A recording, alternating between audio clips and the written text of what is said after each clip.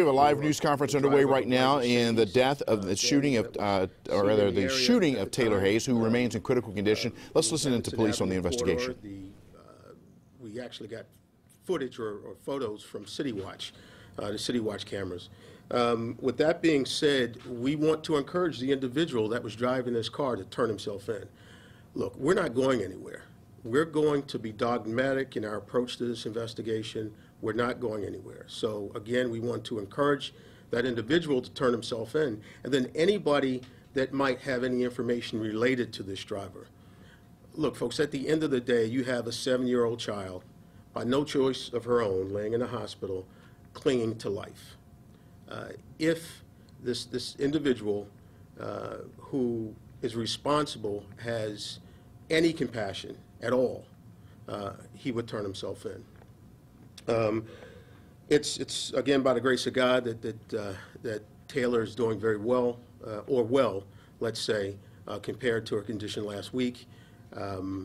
As we look at the circumstances around it, again, I want to acknowledge the quick actions of Officer Stephen Reed, as well as those actions of the private ambulance service that really responded immediately and got Taylor down to shock trauma.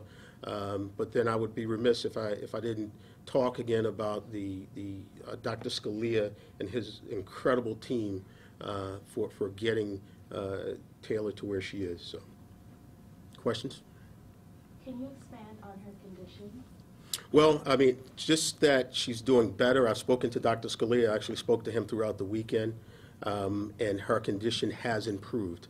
I understand she's had a couple more surgeries, and based on that, she has made some slight improvements. Commissioner, are you still looking for one suspect at this time, or multiple suspects? As it stands right now, one suspect. As you might remember, there were 2 guns that were used. We determined that.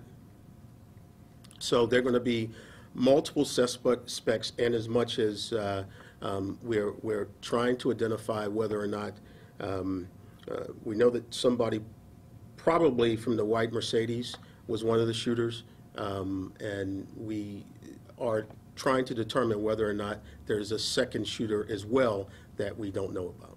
You said before that. Okay, you're listening live to a news conference from the acting police chief, Gary Tuggle, who is telling us that 7-year-old Taylor Hayes is improving after having undergone several surgeries at shock trauma. Police are still looking for the shooter. They have been emphasizing the need to identify the driver of a white Mercedes-Benz seen leaving the area where that shooting took place. Of course, we will stay on top of the story and bring you more information as it becomes available.